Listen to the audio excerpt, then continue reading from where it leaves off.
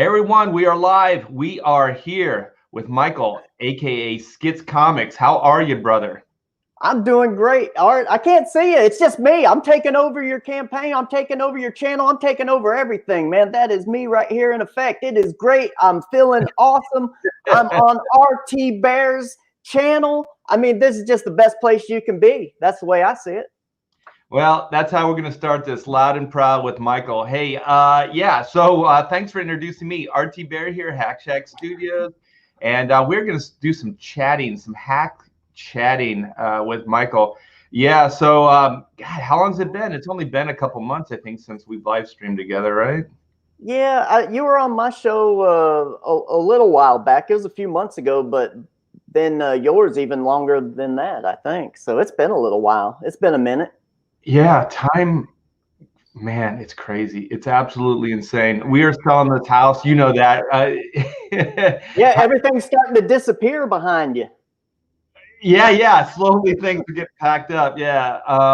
But man, it is quite a process. I had no idea how much of a process it was to sell your house and then move out of the state and then buy another house. I've never done anything like this. I've moved before, but usually apartments and stuff like that, but never, 28 years worth of a life that you have in a house. So Yeah, that's huge. I can't imagine having to do that. I mean, this where I'm living right now is really the first house I've ever owned. I mean, I've been that type of person who's like a nomad living on different ends of the country, just moving all over the place. But now that I'm here, and I've only been here for like 5 years, and stuff is starting to accumulate. Oh my gosh, no, thank you. Well, you have to show off that new studio you showed me a little earlier. So not only are you accumulating more stuff, but you're also building more space for your stuff. That studio looks killer. I'm going to give you full screen again. Show off. Wait, that's wrong. That's the wrong one. This is the right one. Here we go. Oh yeah. So over here, I just turn it this way. That's where I do all the drawing and stuff like that for skits. And then as you go this way, that's actually where we do Come Get Some, right over there on the couch. And then back behind there is the painting studio. This is the loft, and you go down there, and there's a painting studio actually down in there. And we also do the filming. Karshina, she's got a film company, a film production company called Verse Films. So she also does some of that stuff down there as well. We got a green screen. We got all that sort of stuff set up for her. So it's a cool place. Were you saying it was a barn that you converted? Was that right? No. What happened is when I bought this property, someone had built a double-story building out of block and stone, and the walls are actually 26 inches deep. I mean, it's just like poured concrete, and it's like a fortress, but they never finished it. They just put a roof on it. They built the walls, and that was that. So when I got here, I've taken a few years. I mean, it's just been sitting here empty, but last year I was like, okay, me and my dad were like, hey, we got to get this thing done. So we just attacked it, and here you go. I mean, it's a nice place. It looks great. It looks absolutely fantastic. So the ceiling is the roof. Is that kind of shape? Yeah, there's like a foot, maybe a foot of distance for insulation and stuff like that. But yeah, and we got a tin roof. And amazingly, we packed this so much full of insulation and vapor barrier that I can't even hear the rain when it hits the roof, and it's a tin roof. So I mean, that's kind of odd, But it turned out great. That would make hell for your live streams if it's raining and you hear all that sound. Yeah. Go ahead.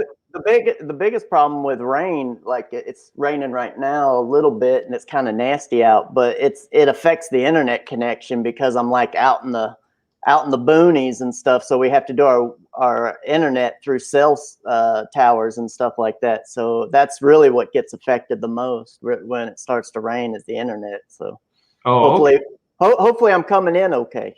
Is it raining right now? Yeah, a little bit. It's rainy and overcast. It's pretty nasty. Well, you sound really good. I don't hear any rain. Perfect. Well, then we did our job when we made the place. So yeah. There you go. Oh, I have to ask, how far along is Skits, the new book? So the book is 60 pages, right around 60 pages, probably a couple pages more than that. But I am 38, 39 pages into it right now. So, I mean, another 20 something pages to go and we're good. Wow, So, yeah. that's great. That's great. Yeah. So are you still on schedule and everything? Yeah, I believe so. The only thing I tend to color a little differently than most people.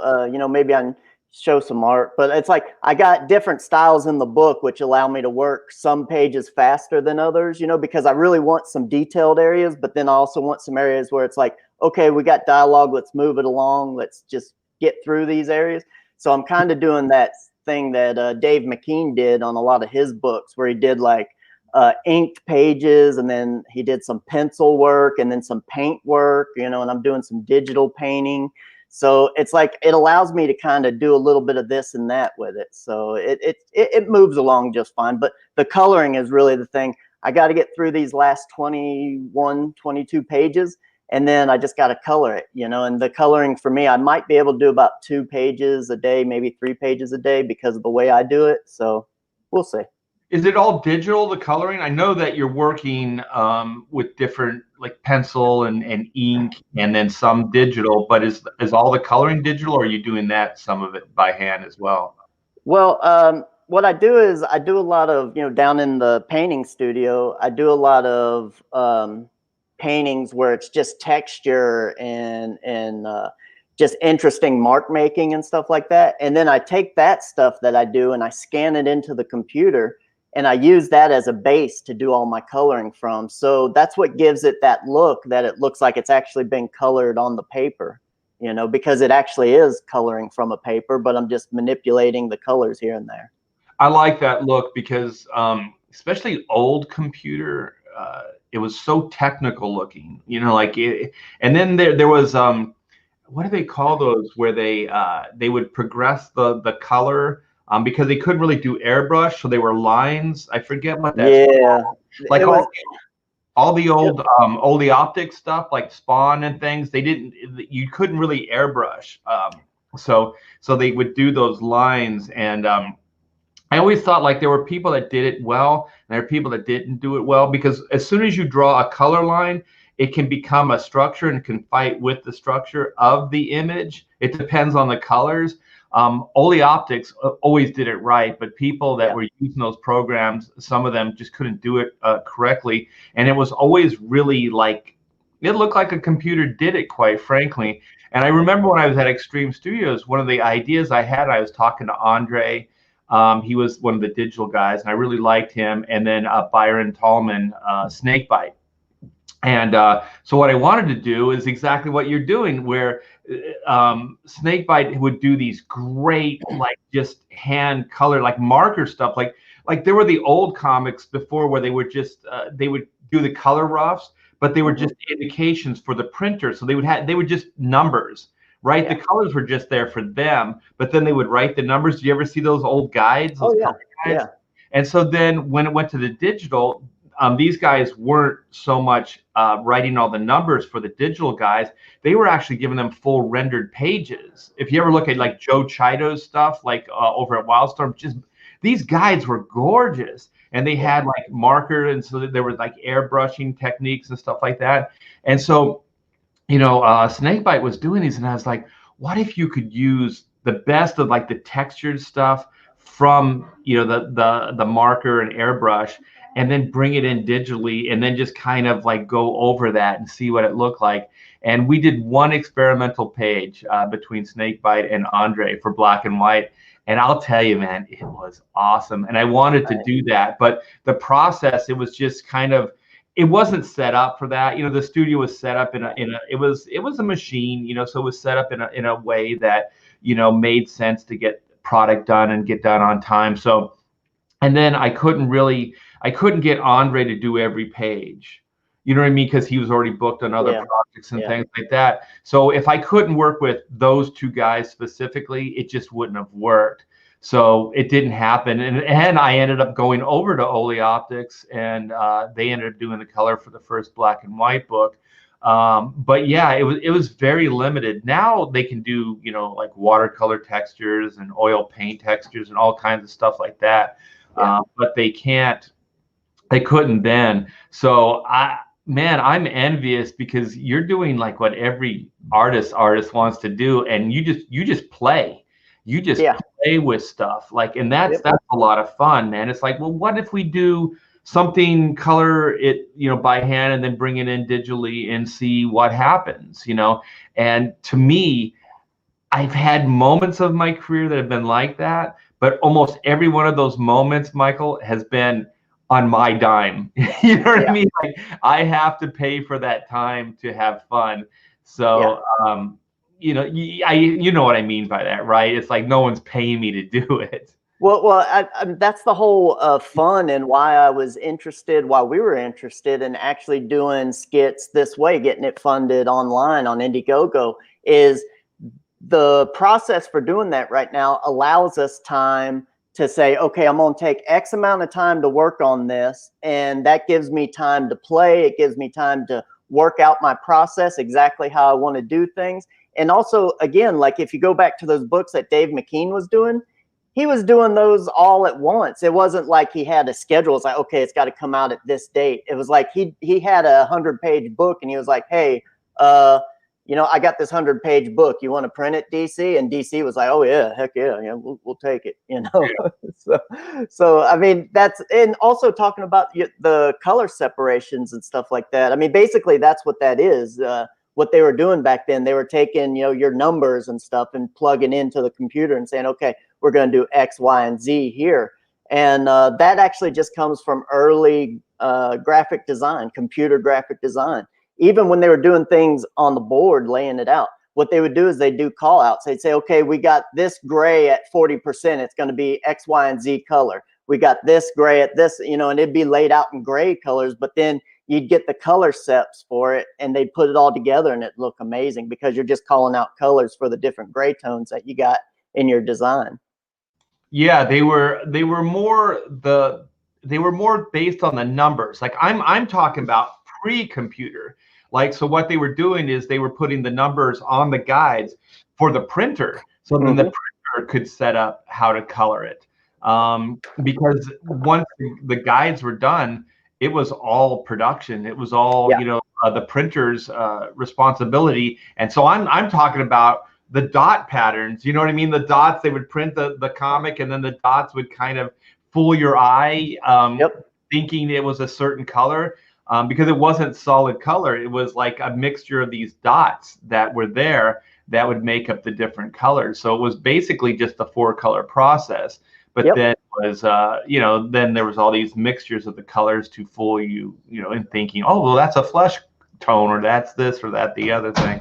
Yeah, you're actually going way back before what I was talking about. What they were doing in the 80s and into the early 90s. You're talking about like 60s and 70s, you know, trying to pull out them dots and stuff like that. Yeah, 70s, all the way up to the 90s, Michael. Like they were doing that in the 90s still. Yeah, like early 90s stuff. Like when I was working on the X-Men, you know, with Jim Lee and stuff like that, it was still pretty much the same way. It was a little bit more sophisticated version of that idea, but it was still pretty much that idea of just, it's all done in the printing process. So we had things like where we would do color holds. That was a big deal, where you do a color hold. So in the inks, instead of inking the line, you would like do like a red marker or something like that. So then the printer knew to knock out that line. So then it would just be color on color. So you could actually kind of paint with the line. And then the other one was, this was a big deal. And it moved over, the language moved over into digital as well, is where you would knock out a holding line. So you would do the holding line in a color.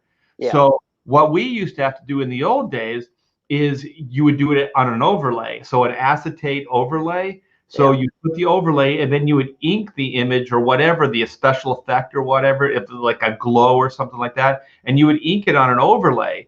And then the printer would know that these were two separate, you know, entities. So he would print the one in color and then the one would be black line art. And so, yeah, it was quite a little bit of a process. So really the, you know, the penciler and inker especially the inker was almost kind of like a colorist as well. It depends on how far you wanted to go, you know what I mean? And it wasn't Yeah. frowned upon then, because like people like Kevin Nolan, and I did a little bit of it, but not a lot. If you look at my Adventures of Superman and even some of those X-Men books, like when Yeah. you see like a color in the background that just looks like a slash, or it's a box and there's no holding line, that's done in that red line process. So yeah, so it's indicated for the printer, but it's not inked in, so it's not a hard line. And like I said, that crossed over into the digital, language as well. Well, I'm thinking that maybe today's comic book artists and colors and inkers, I wonder if they have that background in there, because I mean, I grew up on that, you grew up on that. When I was being taught design and computer art early on, it was actually on an Amiga. It was like they didn't have Macs, they had Amigas. So it was like you still had to understand all that, because it went back into that process, because what you did on the computer had to be translated into the old process, because they were still working with flexo presses, stuff like that, where your dot holds couldn't go below 4%. So you had to make sure that when you did a gradient, it didn't go below 4%, because then you would just get an area where the dots would stop and it would look like garbage, So those were things that you always had to check out, So if today's artists, I wonder if today's artists and colorists who are coming up right now understood that, maybe their design and their color work would be a little bit better, I just wonder if they're even taught that, that background, because it still helps with what you're doing today, because there's still the same type of presses out there, your litho presses and stuff. So, right. Well, also there's just there's the paper quality that has changed quite a bit. yeah. So, when I started, it literally was newsprint, and so newsprint is almost like toilet paper, where it's very absorbent. So even with the inks, you'd get these books back and you go, it's a little fuzzy, a little muddy. It wasn't always really crisp, And then the paper quality started getting, what do they call the paper? I forget. It went from like the newsprint to, a more prestige type paper. And oh my gosh, it was day and night. And I'll tell you, every inker had to sharpen up overnight when the technology. It's kind of like, how like they have like all this like, what do they change? They change over to like 4D and like all these different like film processes, so that you have your old movie that was shot a certain way, and then when they start bringing it into HD or whatever the process is, all of a sudden it doesn't look quite as good, because there's a certain level of forgiveness that the old processes had. You know what I mean? Where you couldn't tell. But then as soon as everything's sharp and focused, oh my gosh, like the inker I am today, Michael, is nothing close to what I used to be. Well, a perfect example of that is when I actually try and tell people, I'm like, look at an original print of like a Frazetta inked comic back in the day, and then you look at the original art that they reproduce in the art books today. It's night and day. I mean, it's like, this looks like an amazing piece of art, and this just looks like something junky that they threw together in a comic. But it's because of the processes that back then, Yeah, it's not always the artist. It's just the technology of the time. So now you have to, everything's so scrutinized. And I found myself the last maybe 5 years working at DC Comics, where everything, I was still working traditional, but then I would scan it in, and so then I'm already in Photoshop, and I'm like you, where I like to play, so I'm like thinking, I already have this page in Photoshop. Let's see what I can do. You know what I mean? Like, I got an extra half hour. So then you find yourself like cleaning things up and maybe kind of re-inking some stuff digitally and things like that. And so it just became part of my process. So I would always make sure I had an extra hour for Photoshop. And so what I ended up doing is a lot of the new pencilers were using like these textures and they would drop them in. I know you've seen these, they're like these weird crosshatch patterns or like dot patterns and stuff like that. Yeah, And they're just using splatter. a brush. Yeah, they're just using a brush and they're just chopping it in. But then as an inker, I'm like, I could leave your stuff in, but I have pride. I want to ink this. So some of it would be like smoke effects and stuff like that they would indicate with these like patterns. And so I would go in on the board and I would replicate all these effects in a practical way. So I had a grease pencil and I'd do tones, and I was kind of going old school, but I was emulating what they wanted. But it's all practical. So when you buy one of these pages, you see the art. You know what I mean? It's not like it doesn't exist. Yeah. And so I started doing that, and then I would scan it in, and like I said, I'd make sure I had an extra hour, and then I would just start playing with some of these effects and stuff like that digitally. And I remember I had one colorist. I'm not kidding. Like, oh, he's like, that's not your job. And I go, the hell it's not. I go, I'll do whatever the hell I want. I know it comes to you at a certain point to treat the artwork a certain way, and it's like it's determinant to you as to how far you go. Correct? Yeah. It was Guy Major. Guy Major was like, "No, you're doing my job." I'm like, no. I mean, if you want to embellish it and take it, like you want to build on it, then build on it, because that's what I'm doing. But I'm not telling the penciler not to do something. You know? Yeah, you're just trying to go as far as you can to give it as much as what you feel it should be before you hand it on to the next person, because the less you give them, the more they can put into it. You know, that's not what your vision is. So It's like, you know, I remember I was talking to Todd when I was working for him, and he was saying, like, you know, at some point he decided he needed to make his career a little bit better, you know, and he was like, instead of pulling 8-hour days, he was pulling like 14-hour days when he was up at like 2 o'clock in the morning doing all these extra drawings and lines and stuff like that. And it was like, because he felt like he had to do something to pull his career up to be better, you know. So it's just one of those things, you know, how far are you willing to go for your career to put yourself out there to try and build your name and your, you know, whatever. Not that you can do that anymore, because I don't know of any artists that really stay on books very long anymore like they used to. So yeah, that's a major hurdle right there. And I was talking to a friend of mine, and he was like, "How do you become a superstar? How do you do that?" And I was like, one, you have to do really great work, but you have to be consistent in the marketplace. So you have to have, like you said, you have to have a significant run on a book, because if you have a significant run on a book, then you're synonymous with that run, you know. And I've been lucky in my career that I have several of those, you know. And so I was like, that's how you do it, because you can't really establish a following if you're bouncing from book to book, because they can't follow you. It becomes really hard. And I do believe that the comic company are doing this on purpose, so they don't get another Todd McFarlane, you know, they don't get another superstar. Well, I mean, even when I got interested in doing this online thing, and I first saw you on a show and I got to your channel and stuff like that, I remembered the name. I was like, wait a minute, I remember him. He was like inking I remember you on the X books. And then I was like, which X books? And I was like, it was around the Jim Lee, Wallace Potasio area, you know, and I was like, I remember that name, you know.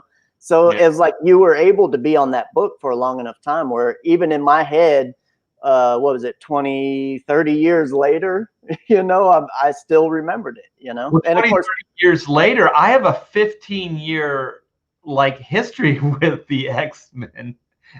15 years. Man. Well, see, I stopped reading X-Men probably around like when the Image guys started, you know, all left. That was you know, I felt like the art just kind of dropped, and I followed the artist like so many people back then did. They just followed the artist, you know. But of course, I went back and read some other stuff after that, just because the Image guys weren't putting out any books, you know.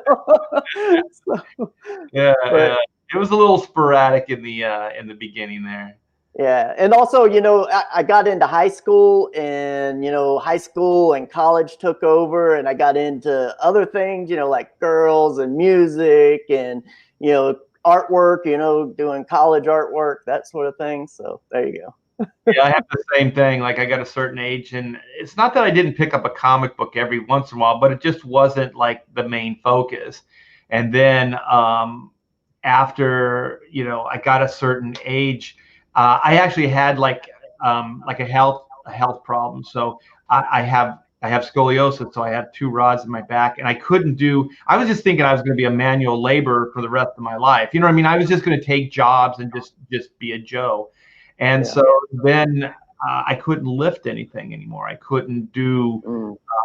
that type of work. So I remember a girlfriend just she brought me in a sketchbook and a couple comic books, and it changed everything. You know what I mean? So I'm just sitting in the hospital bed and I'm drawing and I'm reading these comic books, and just one thing just connected with the other.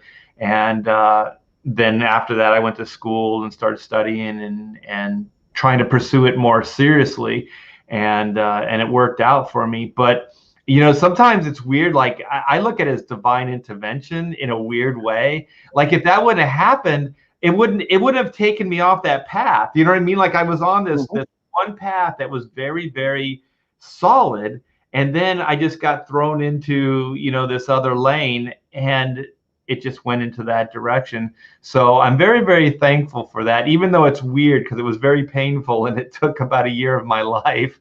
But Oh, that's terrible. Sorry about that. That oh, sounds no, horrible. it happens. It happens. But it's what you do with with these things, and I definitely took that minus and plussed it.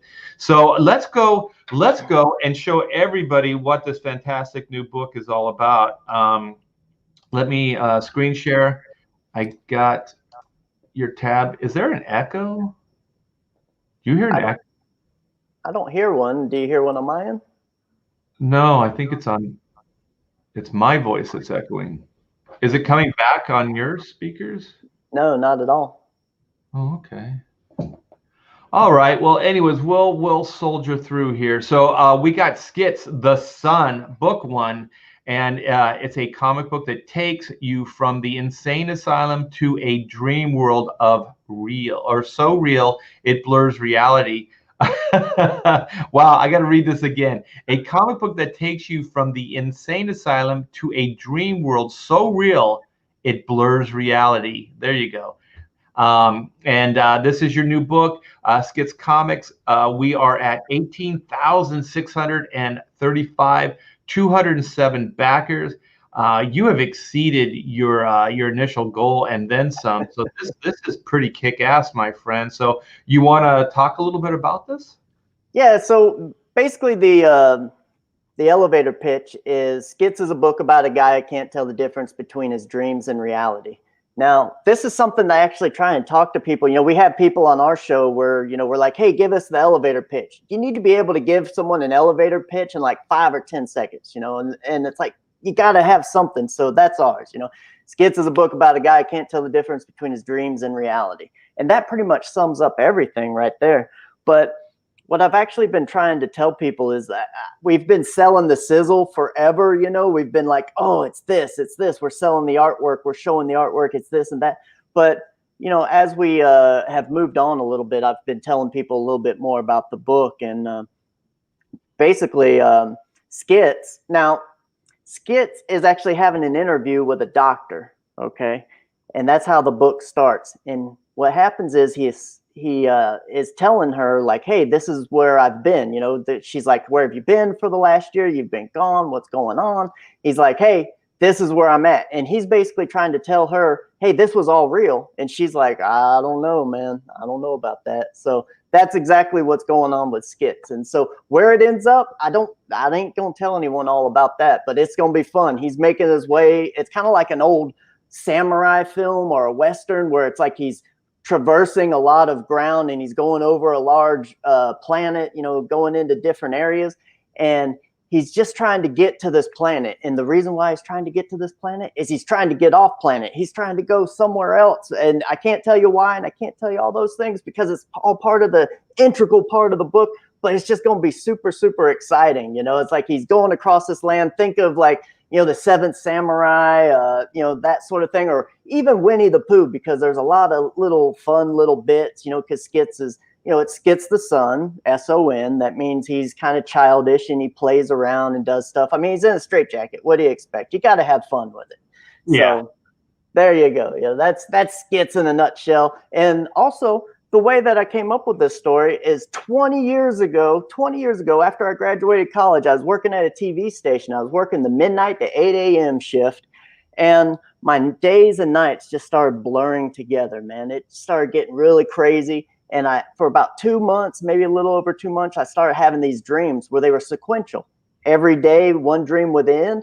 Next day, it'd pick up right where it left off. So I started documenting these dreams for about 2 months. And that's exactly what I'm bringing to you right here. Now, this is just book one. We got 6 of them already scripted out, ready to go. I'm just doing the art. And like we said at the beginning, I got like 20, 21 more pages to do on it. And then there you go. And the pages that you're showing right here are the pencil and colored version of it. Like I said, there's 3 different versions. So we got pencils and colors, then we got inks and colors, and then we got painting. So there you go. Wow, this looks fantastic. I do remember early on you were keeping the story very, very close to the vest. Like you didn't want to give away too much. So it's always hard because you do these campaigns, and then when you're in demand, so you find yourself really talking a lot about the book, and so then you realize there's certain limitations, right? You can't really get into all the stuff you would like to. I remember like the hardest thing for me during Black and White and Chrono Mechanics was not putting up the new page, right? As soon as you finish the page, you're like, I want to show everybody this new page, and you're just like, no, I can't. It's a spoiler page, That's what I've been doing. I've been showing like every panel. If people follow the Twitter and they go on the YouTube channel, they'll see like I'm putting out all sorts of stuff, and you can kind of follow along a little bit. I'll even explain some of the I got some pages here too if you want to see some of the newer pages. Oh yeah. So here's your different artists that are working with you with doing covers and stuff like that. Yeah, we got Patrick Reynolds, which he's fantastic. I've been following him for as long as he's been in the comic book industry, and I've been buying his artwork. He actually went to SCAD. Both me and him went to SCAD, Savannah College of Art and Design. And of course, we got Kent Williams. Kent Williams did a cover. I mean, this is just like mind blowing for me. He's like a huge influence for me. So it was just that. I didn't. He's above Patrick Reynolds. Oh, okay. There he is. There's okay. Yeah. I have to say though, Patrick's cover, other than yours, is my favorite. I love Kent Williams's work, but this cover right here, I absolutely love. He's a fantastic artist. I mean, fantastic. So I was just excited to have him on board. He's a real nice fellow, and it's great.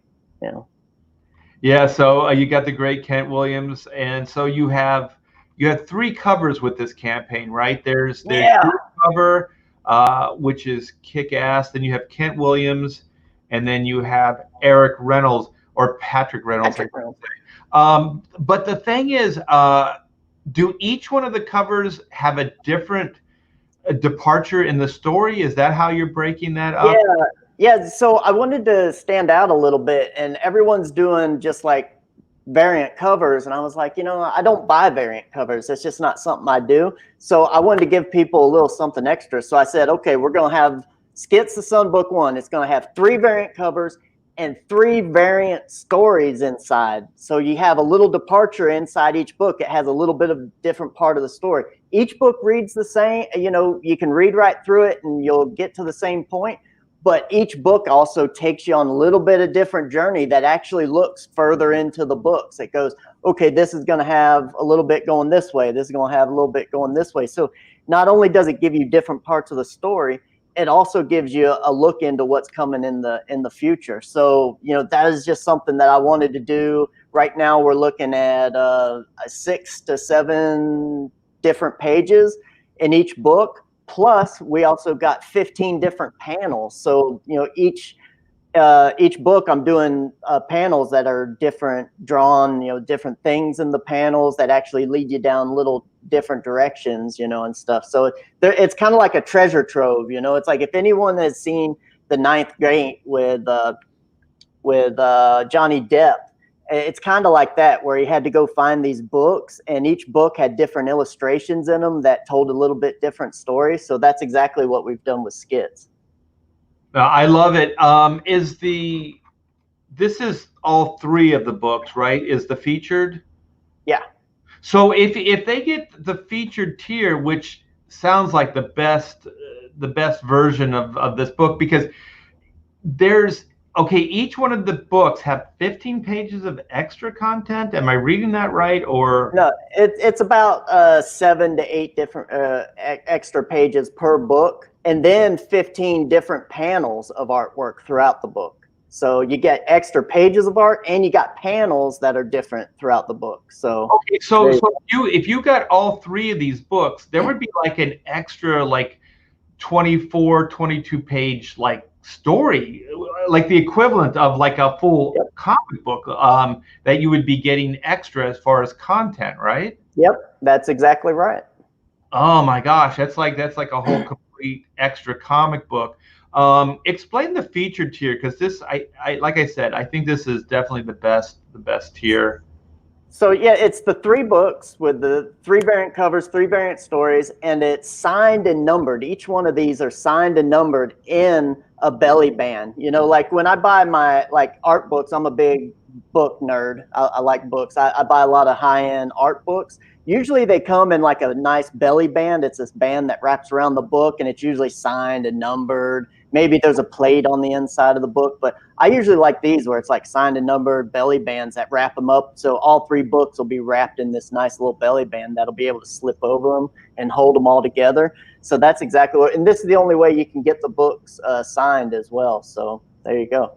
Yeah, so it's a great deal too. It's only $85 and you're getting a lot. Wasn't there are there hand drawn belly bands, or I can't remember. Wasn't there something like that? Yeah, if you were on the mailing list, you had the opportunity to get a signed and numbered belly band that was hand drawn. Also, it was a little bit cheaper. So if you're on the mailing list, and we sent those out, if people are on the mailing list and they can't find theirs, they can email us, and we'll go ahead and hook you up with that link again if you lost yours. Yeah, you guys will come in the description is the skits link. So click on that. Go back one of these books today. This book is in demand. How much longer are you thinking of keeping it in demand? It'll be in demand until after it ships. Okay. All right. So you guys get on this. Great people. You and your wife are amazing, and you're not going to get a book quite like this, man. This is an original story, original concept, and just the way it's delivered and put together is pretty amazing. So you guys get on this. Back a book today. I don't think you're going to regret it. I don't think you're going to regret it at all. I think you're going to be thoroughly entertained by the new book. Hey, all I got to say is we're doing this because, well, I'm doing it because I wrote it, drew it, colored it, all that. But I'm doing it because I want to do it, not necessarily because, it's like, I got to make some money. It's like, well, I want to make money, and we are making money, but I'm doing this because I've had it boiling up in my head for 20 years.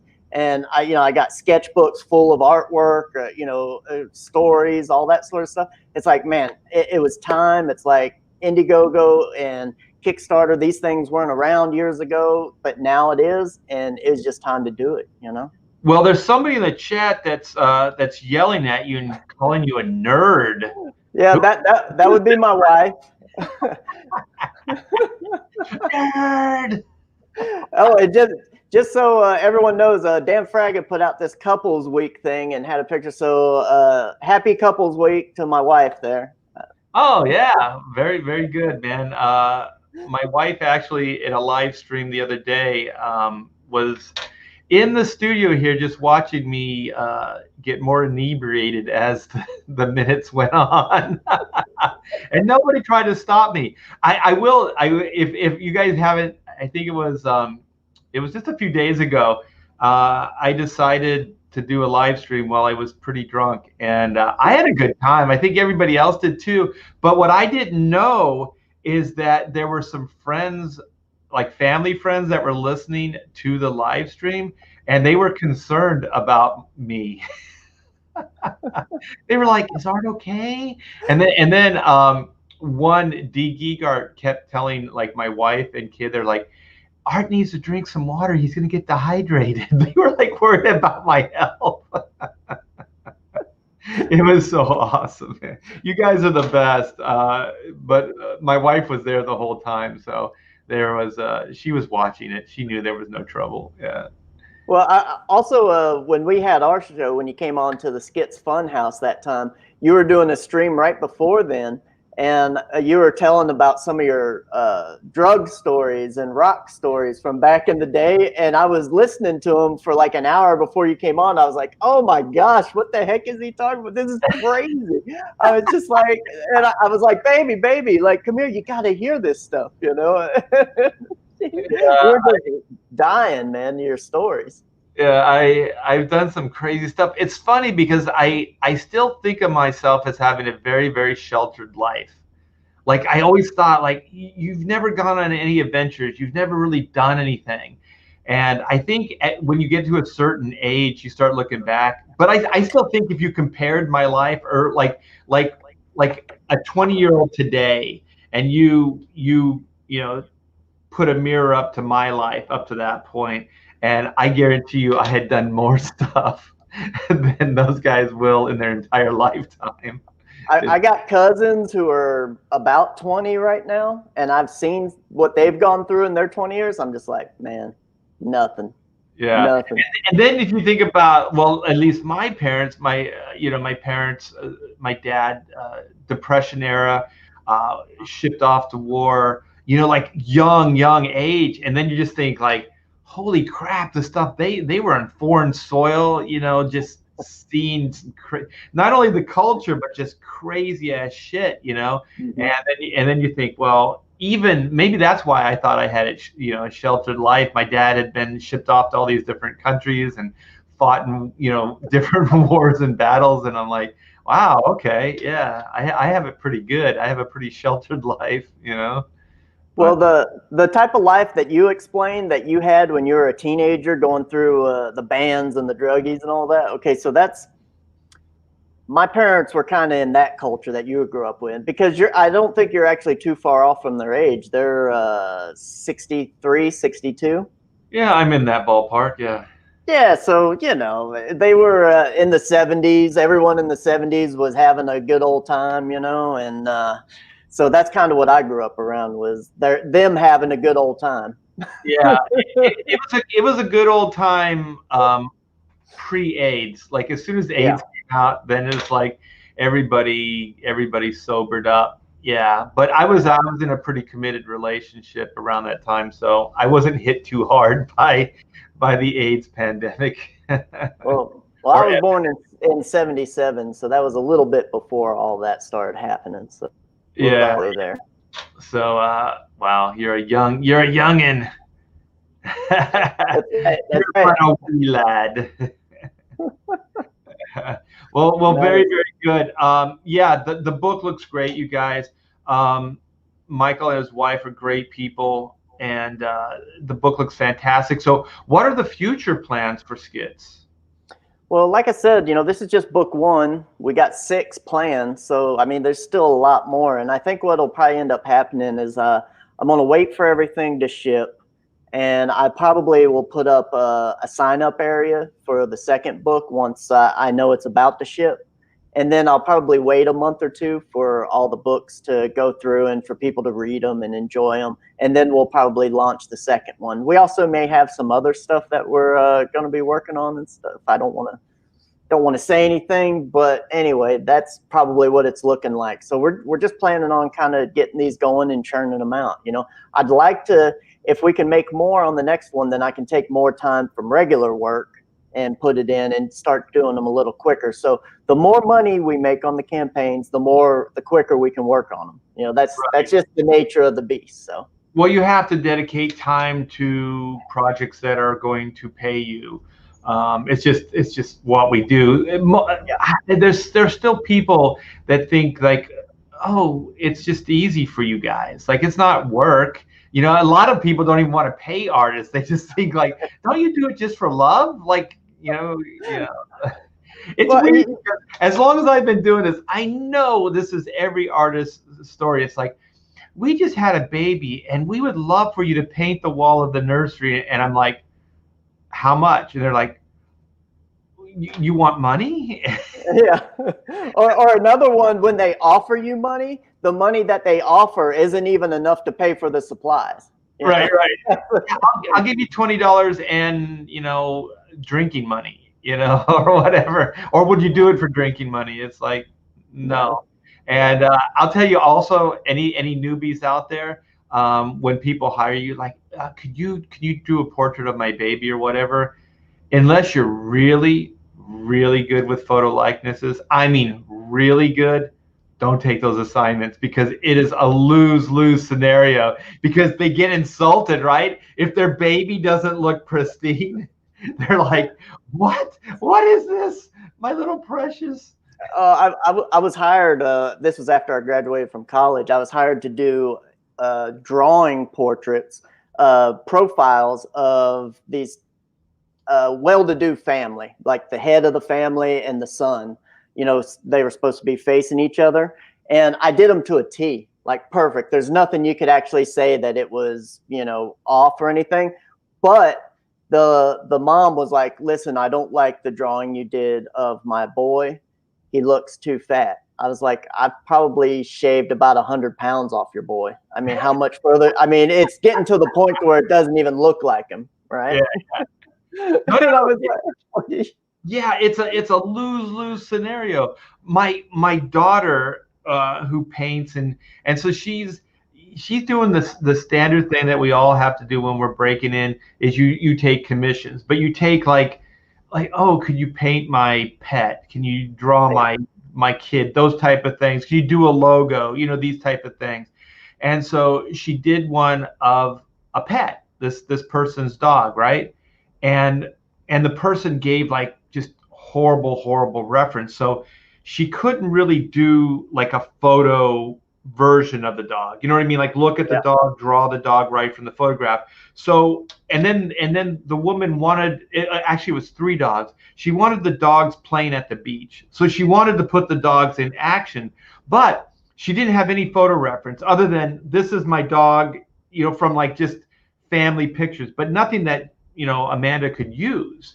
And so what Amanda did is like she found the dog, like most dogs look about the same, right? Like there's certain, like, oh, this is a terrier, this is a poodle, this is a whatever, And so she found like reference and stuff to kind of fill the gaps as most artists would. You didn't give me exactly what I want or what I need, so I need to, figure this stuff out. So she found dogs that were kind of doing what she wanted. So she did what every good artist would do.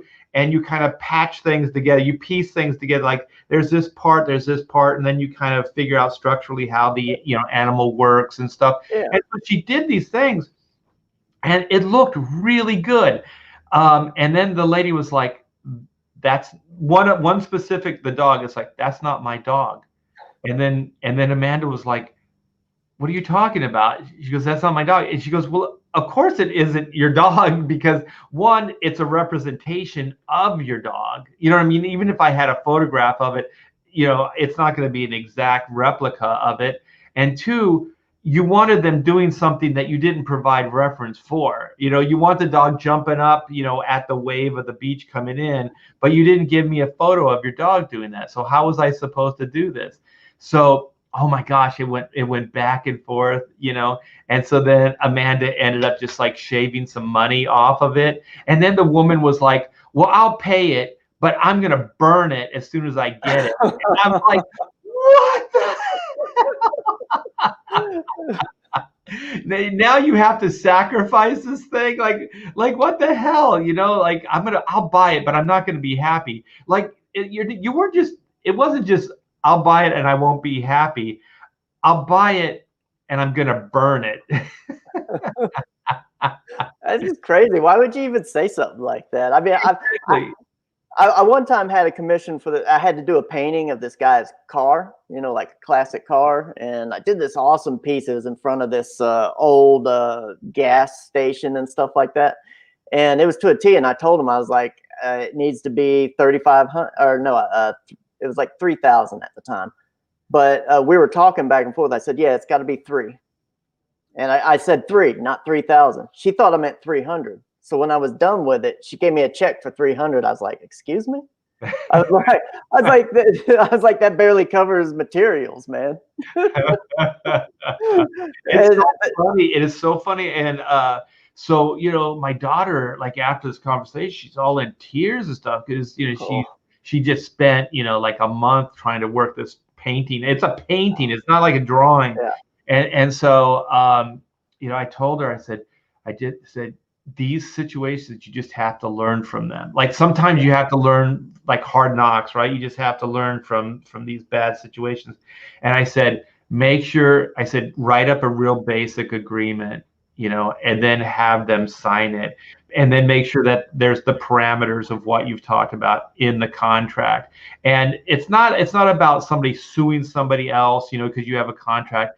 It's more of just having an agreement that you can go back to. Because when you're talking, people can go, well, you said this. And then you go, well, you said that. Just kind of like what you're talking about with the 300 versus 3,000.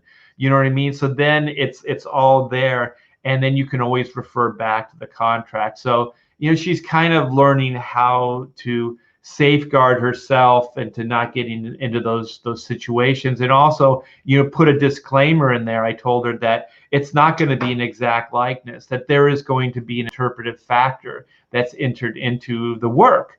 And that's why you're hiring me. You're like pointed out like it's a selling point. It's not a negative. It's actually a plus where you go, that's why you're hiring me to do this, is because of what I can bring. And so it might not be photorealistic, but that's the exaggeration. That's my style. Also, if you want a photo quality piece, why don't you just take a decent photograph? Have get a photographer to take photographs of your animal. That would be. And I've actually said that to people before. I was like, if this is what you're wanting, why don't you just go get a photograph? It'd be cheaper and it would be more of what you're wanting. Right, right. I have to click on this. So this is back a little earlier. Versus Films products. I just saw this now. I'll give you a McRib for payment. T. No, you won't. You won't. I absolutely detest. I'm sorry. I know I'm going against the grain here. I detest the McRib. I love it. Do you really? Yeah, I had one just the other day. We went to McDonald's. I was like, I'm getting the McRib. I got to get one every year, man. I love them.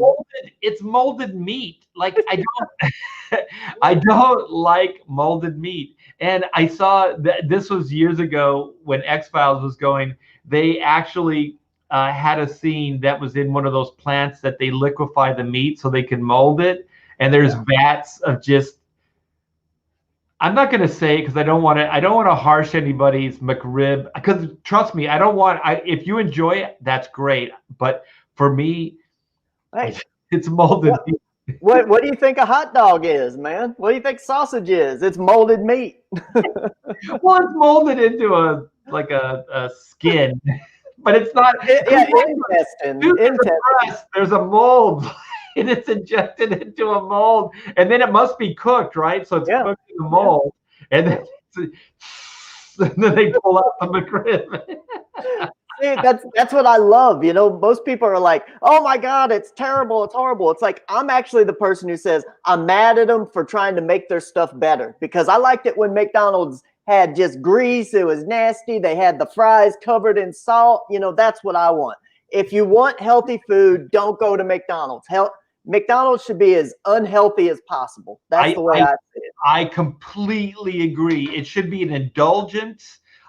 It shouldn't be a way of life, right? You go there, you get because the thing is, when you fry anything in like animal fat, animal grease, it is so much better than that vegetable crap. It's bad. It's like, you want animal fat, like, and also like, I used to work the grill. I used to, have Joe jobs, and man, the grill is so much better when you're frying bacon on it. So when you're flipping burgers and then you're cooking bacon right next to it. Oh yeah, you get that mushing together. Oh yeah, that's So exactly what I'm talking about. yeah, it's magic. That's magic time, man, for food. Yeah. That's my way of eating. It's like if it ain't done that way, it ain't right. You know, like you go to these places where it's all foo and nice and it's been like boiled or something, right on, or air heated or something. I don't know what they're doing, but all I know is if I'm eating meat, I want it to be in lard. I want it to be in bacon grease. I want, these are the things that I want. I want it dripping in animal fat, just greasy, nasty, where it just goes all down. Like one of my favorite places to eat when I was a kid, was like you go to the Greyhound station. The Greyhound station just had that nasty like fryer there where they were cooking the burgers and stuff, and it was just grease, it was rolling down my arm and stuff. And oh, that's exactly what I want. And it's hard to find that anymore because everyone's like, oh my God, I'm gonna die. It's like, well, don't eat it. Let me eat it. Like like that stupid, what was it, the documentary where it supersized me or whatever. Yeah. Well, that asshole went and ate every freaking meal every day at McDonald's. No shit, dude. This was even rocket science. You didn't know that was going to affect you. I think most people do. Like you can't eat that. Like you can't have a pepperoni pizza every freaking night. You know what I mean? Like you can't do that. Those are indulgence. Those are like every once in a while. And I do have to say this though. Danger Vanessa says no spam for art. My family, they love spam. Mm-hmm. I do not love spam. I think it's grotesque. My granny used to make me fried spam sandwiches when I was a kid, man. I still remember that smell. It would be like mothballs and fried spam mixed together. The thing is, like, I had to eat. We were poor, man. So it's like you have spam and mac and cheese, the Kraft mac and cheese, and that would be for the evening. And it's like, yeah, but you get to a certain point, you just like, no, I'm not going to do spam anymore. I don't live in Hawaii. There's in the last like maybe 3 or 4 years, I've actually had to start eating better, and I think it's maybe because I spend more time inside, but now I have to eat like chicken and vegetables. That's all I can really eat, but like before, like a few years ago when I was still outside doing all sorts of stuff, it was like I'd eat whatever I want and I never really gained a pound. Now my wife, she's like that still right now. Like she eats like candies, whatever she wants all day long, and it's just like she doesn't gain a pound. Well, we did a live stream and she was just down in gummy bears. Yep. She's just like that. Well, that's what we do. We do Twizzlers, gummy bears, sweet tarts. I mean, sweet tarts. That's my deal right there. Yeah. I think like the way my wife and I look at our lives right now is like there's these moments, right? We go and we treat ourselves, but we don't pretend like it's good for us. You know what I mean? Like that's the thing. It's like go there and just give yourself permission to enjoy it. Because there's some people that go, you go out to eat with it and they're like, you're eating that? Why? It's like, well, because I don't eat it every day. Like, you know what I mean? Like I eat it once a week, once a month, whatever. You know what I mean? So I don't want you guilt tripping me. Well, if I could, I would eat fried chicken every day. I would eat burgers, nasty burgers from every single day. I don't care. I just want to enjoy myself. I want to eat what I want to eat, and I would do it every day if I could. And would I be 100 pounds more? Probably. But there you go. Yeah. Hey, do you know what a spam fritter is? Yeah, it's like rolled in like a cornmeal or something like that. Spam, and they're deep fried. It's like a corn nugget. Corn fritter. Okay. That I don't know. Everything's better with batter, right? So yeah, you can deep fry anything. Yeah, I'll try it. Oh my gosh! Wait. Now you're speaking. We love Popeyes in the chicken sandwich wars. Yes, Popeyes. I'll tell you right now, Popeyes, it's weird because I must have been living under a rock. I just finally got turned on to Popeyes, Louisiana style, right?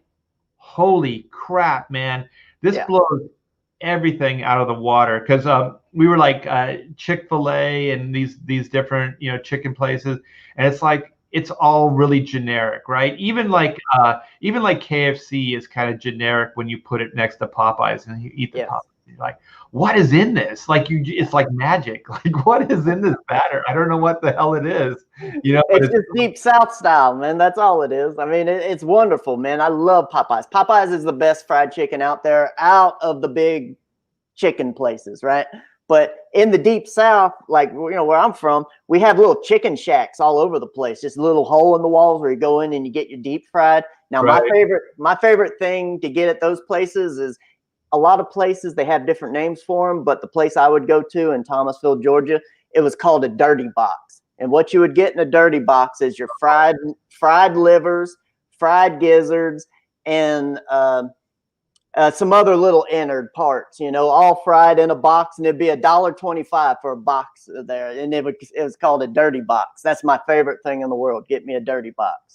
That sounds like it's slightly sexual. Like we had a Chinese restaurant by the old studio. It was called China Pink. Like these things, they could go from it could be a restaurant or it could be a massage parlor. I don't know. The dirty box. Yeah, man, that's the best thing to get. Get you a dirty box, man. I never understood the box, and you know where I'm going with the box thing, right? Like it's a certain like woman's body part, but I'm like, it's not a box. Like I understand some of the other slang terms, but I never understood box. Like it's not a box. You just gotta, it's just one of them things that gets into the culture. Someone said something sometime and it was funny because it was juxtaposed next to something else, and then it just went from there. It just stuck. Yeah. Is Bojangles? Because I don't know if we have those here. Is that a? They're not out west. Yeah, they're in the deep South. Bojangles is fantastic, but most of their stuff is a little dry. It matters where you go. Okay, here I'm going to tell everyone the secret to any of these fast food places. If you go to the ones that's in the black neighborhoods, they're usually good. If you go to the one in the white neighborhood, they usually suck. Like if you go to McDonald's and it's in a black neighborhood, they're putting salt all over the French fries. It's fantastic. It's got grease coming off the burger.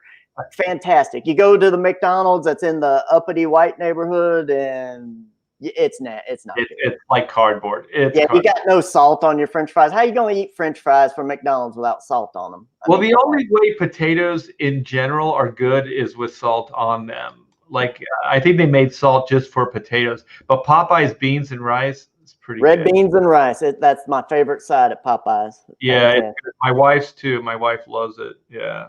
Oh, we got True Art 7. Hail Art and Skits.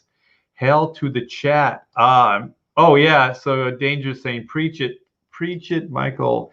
Yeah. Well, you wanna start kind of putting a bow on this and wrapping it up. Sure, man. It's good hanging out with you, man. I hope people enjoy it in the chat, because I'll tell you right now, everybody that's listening, Michael and I could go on just about drawing, like the philosophy, psychology, studio setups, tools, like paper. Oh. Man, I got years of just old stuff, new stuff. I'm testing stuff constantly. Oh man, I tell you what, man, all the time. I just found this. Let me see if I could share.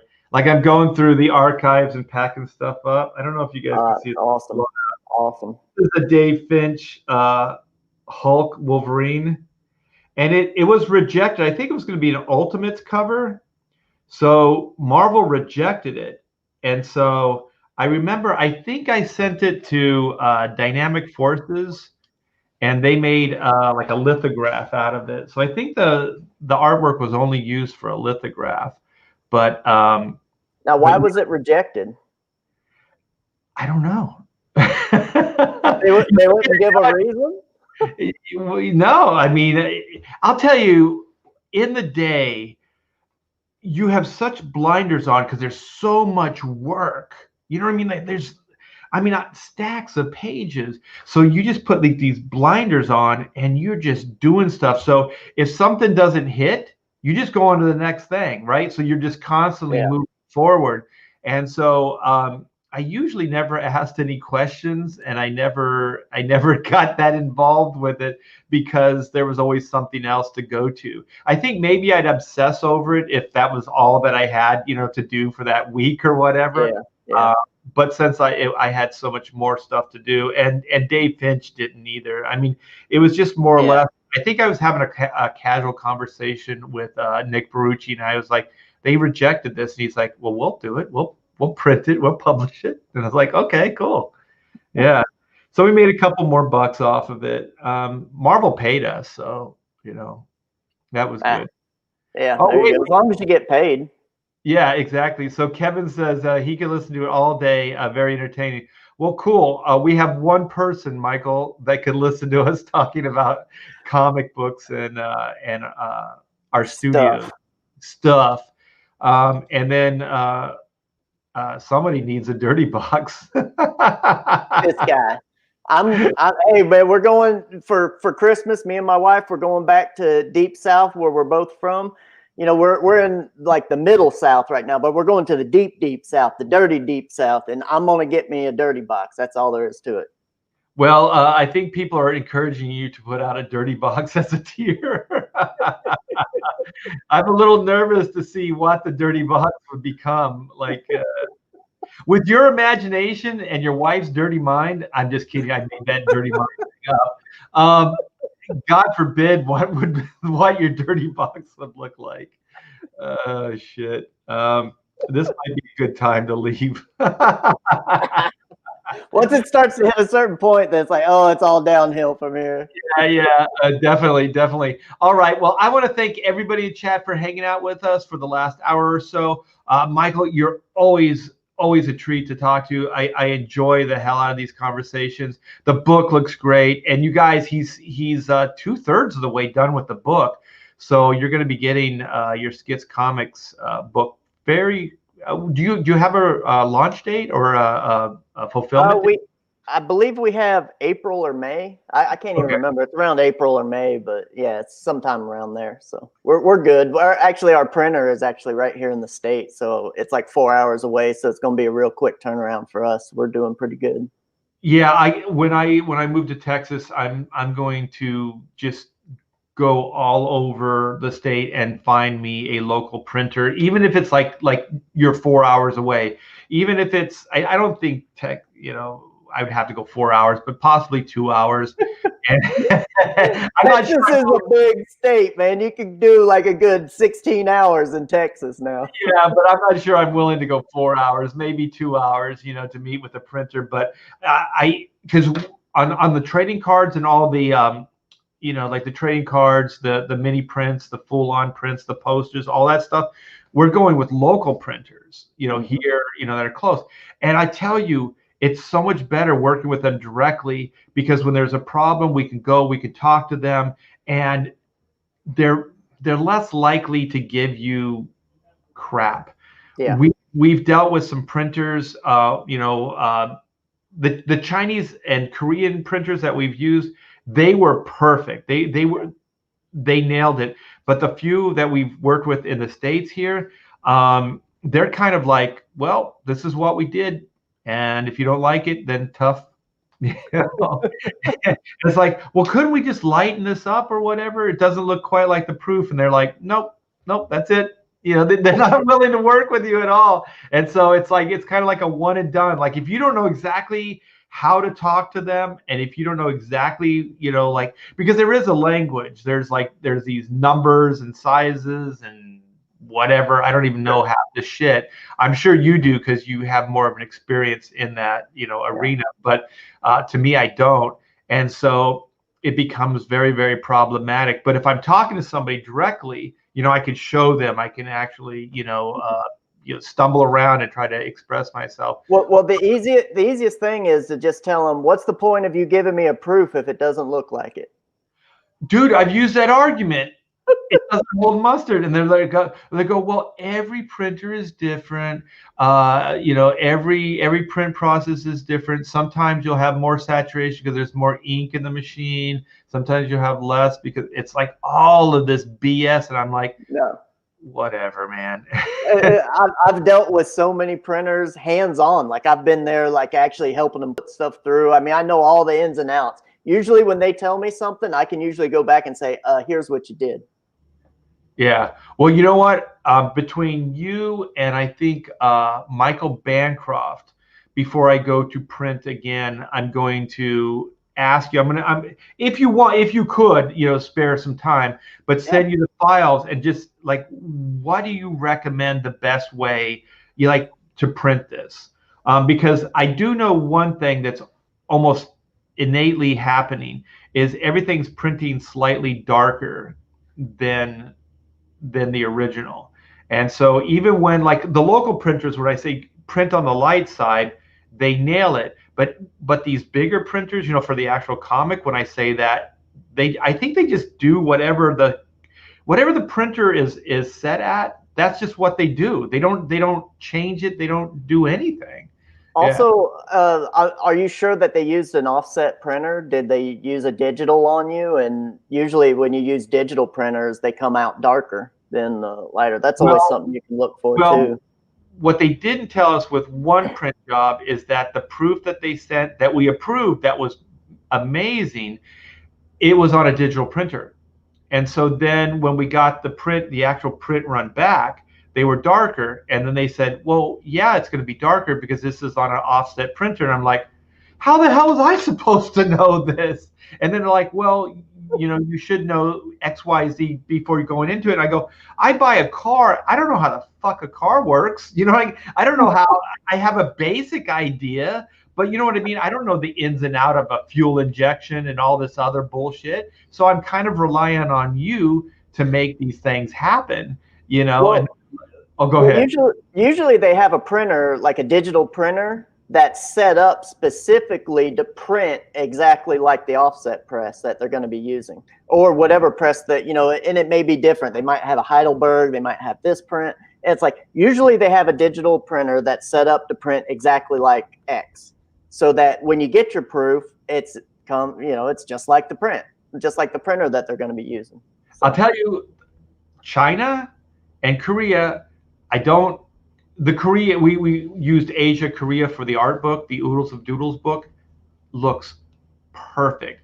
They sent the proofs, and then when they printed up the copies, identical, right? There's no, and then when we did the black and white books, we did that with a Global PSD, which is kind of a hybrid American, and it's an American company that prints in China. So we're dealing with Stephen, and they do all like the J. Scott Campbell books. They were doing the Humberto Ramos. They do like a lot of high-end, like the art books, the big, like more magazine size coffee table books. But they do comic books as well. And when we got that print run back, it was perfect. But like I said, in the States, I don't know what it is, but they're a little bit more confrontative, and they don't get it first time out, man. There's a lot of back and forth. So yeah, if I could pick your brain, I would greatly appreciate that. Like I could send you the copy, and then just get your just whatever you think would be the best way to approach it. I'm going to do. I already asked Michael, and he said he would do it. And then between the two of you, maybe I can get an idea of the language to speak with these guys. Because, and then the next thing is to try to get somebody local, when we move to Texas, so I can go one-on-one, because I think your idea is the best, somebody that you have access to versus a lot of internet back and forth. Also, it takes time, man. It takes time, all that internet crap. But if you're dealing with somebody close, they can do it faster. Well, also, if you have a printer that's local, they'll actually call you and say, hey, we're going to run them today. Do you want to come down and watch them as they come off? So you can make sure that they're, we'll print off 100, make sure they're okay, and then we'll go from there. Yeah, you can proof the actual print run versus just the proof. Yeah, exactly. Yeah, exactly. And that's what we were doing with the local. Like they go, well, we'll print, you know, a couple trading cards, and then you can come in and check them and see what you know you like. And I like people that we can work creatively back and forth, because it is a process. But there are some people that understand that and have the patience for it. And then there are others that just want to get work done, make the money, and then move on. They don't care about the quality.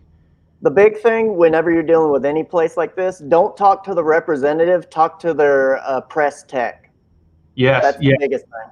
That's what Peter Samedi.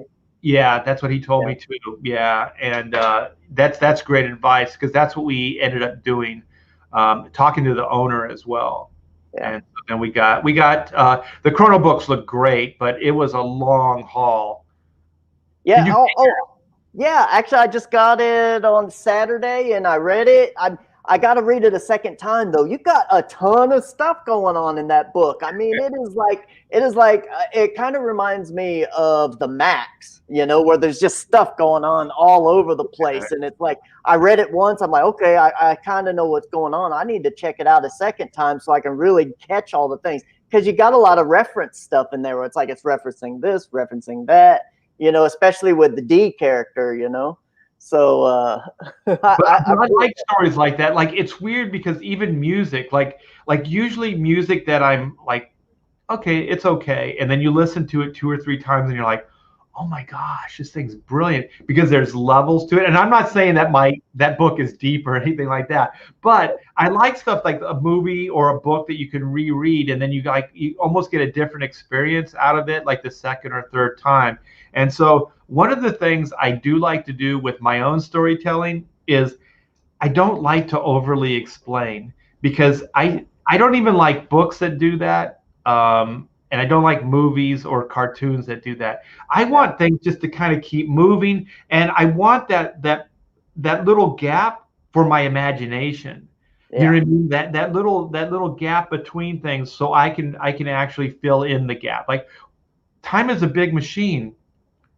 What the hell would that be like? Because I don't show you the big machine, right? You don't. I know, that's what I was expecting. I was expecting like we're going to get all the inner bits and what's going. It's like it was all talk about the machine without ever seeing it, you know? Yeah, but my thing, like, you get to see the cooling plant, which is like a power plant. Yeah. But the thing is about the galaxy and the universe and all these things is it's so massive and so big. How the hell would I even show it? You know what I mean? Like, how would you even do that? So the idea with Chrono Mechanics is like, whatever part of the machine is broken, that part of it manifests, it appears, because it's built in the fabric of time and space. So there are parts that are hidden. So those parts manifest when they break down, so that they can fix them. So they don't have to dig into the core of the earth to get to the C7 power plant, you know, the cooling plant. You know what I mean? So it materializes, they fix it, and then it goes back into the, you know, wherever it was. One of the adventures in the screenplay is the earth actually goes primal and it falls apart. So it dismantles, the universe starts falling apart. And so then the the Chrono Mechanics are in a truck, like a dump truck, and then they're driving, they're trying to get to the work site, but everything's falling apart, like, you know, like the earth is just crumbling. And so then zero gravity is starting to take effect. So then the truck just kind of starts, you know, just going out into the universe.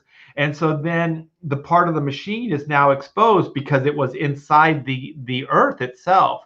So then they just kind of like propel the car to that part of the machine. And then they have the boot jets, so they can kind of poop over to the site. And then they have like magnets so that they can kind of adhere to, you know, so they don't just float away out into space. And then they go into the machine and then they fix it. But in that, I get to show the bigger scale. So that's one thing about this first adventure. It just really it's the tip. You know what I mean? Like, it's just the part of the iceberg that you can see. But man, this thing can go anywhere. And eventually I do want to start exposing, like, over issues, the big machine. You know what I mean? So I can do this as a grand reveal. So I'm not giving everybody everything all at once. And also, just to be honest, I don't know how the hell I would do that creatively anyway. You know what I Well, mean? 'Cause it's so massive. well, the interesting thing is, to me, it kind of felt like a Bill and Ted's, like a Bill and Ted's Adventure type thing. Yeah. And but then when you were talking about on previous streams before I got the book, you were talking about how massive the machine was and everything. And what I got in my head was like Ring World. Have you ever read Ring World?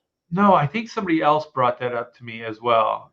Yeah, it was a book probably from 69, 70, 71, somewhere around that time. Say contemporary with Dune and Larry Levin, Larry Evans, something like that. Anyway, Nevin, that's it, Larry Nevin, and he's got a bunch of them. They're fantastic books. I'm surprised they haven't turned them into movies or anything yet. But it's this giant ring that is in this universe, far off somewhere, and on that ring is basically like Earth, planet type surfaces all the way around. So it's just massive. I mean, it's like trillions of miles in length because it's a big ring that circles a sun, in another universe. And it's just like there's so many different things and there's no way you can show all of it. So to me, it's kind of like what you've done with this chrono mechanics. It's like so massive. How do you show it? You can only show bits and pieces at a time, Right, and also like it's all time and timeline. So one of the things we hit upon is like Doug goes through all the different variant versions of himself. So there's not just this one version of time that we're showing. There are several versions of time. So just as far as a concept, you can go anywhere and you can do anything with it. But I always want to emphasize, because I've taken pitch meetings, in Hollywood and stuff like that. They all want time to work a very specific way, right? They want very rigid time rules. And 1, 2, 3. Yeah, we do have time rules with this, but I also told them in the pitch, I said, we're going to break those rules. And they said, well, why would you do that? I go, if it's funny, we will break the time rules. And so that's always my addendum. That's always my exception, is if it's funny, we will contradict the time rules, because I don't. Also, the reason why I wanted to do a time travel story with humor involved is because I think if you try to be too serious with time travel, you create all kinds of just baggage. Like you can't really do it effectively. Like if you look at all the best ones that have been done, like Terminator or even like Back to the Future, they're very close-ended, right? It's a very specific adventure, and so the time works in a very specific way for those movies. But then, like in Terminator, for instance, what they did with it in the newer ones is that now it's not just one trip through time, because that was the concept, is that you can go back and forth through time. As soon as you can do that, nothing has a point. You know what I mean? As soon as you can move back and forth to the point, it's like, oh, well, this screwed up. Well, let's just go before that happened. Oh, well, that screwed up. Let's just go before that happened. You know what I mean? Like it becomes just like nothing has any importance. Nothing has any stake. It just becomes it becomes stupid. Just to be frank, it becomes dumb, because nothing matters anymore. It's like the character can just do anything. And you said it perfectly. You said there's no stake. That's just it. Like once you lose stake, you got nothing. You got nothing. Yeah, there's no consequence. And those early, people that were writing those things, they understood. Very rarely can they make it work in any kind of ongoing, and always the ones that I've seen that work the best as ongoing have had humor in there. So they weren't asking you to be completely serious with the concept. And so that's what I always thought, if I did a time travel story, those are the rules that I would set for myself. Sheldon says, funniness bends the laws of chronomechanics reality. Well, there you go. Well, where were you when I was pitching this stuff, Sheldon? You son of a bitch. Well, I should let you go. Like I said, man, you and I get talking, and we can go on forever. But yeah, go check out Skits Comics, you guys. It is in the description. The link is in the description. Chrono Mechanics is still in demand as well, so go check that out. Pick yourself up a book. Pick both of the books up. Hell, man, you're going to have some good reading. And Chrono Mechanics is shipping as the orders come in. So if you ordered it now, you could get it before Christmas. So yeah, I got mine in 5 days, 6 days, and I'm cross country. So there you go. yeah, so you guys could use it as a stocking stuffer for Christmas. So very good. Thank you, everybody in the chat. Thanks, Michael. Give your lovely lady a squeeze for me, and we'll keep doing this, man. We'll do some more streams in the future. So thanks, everybody. Take care. See you soon.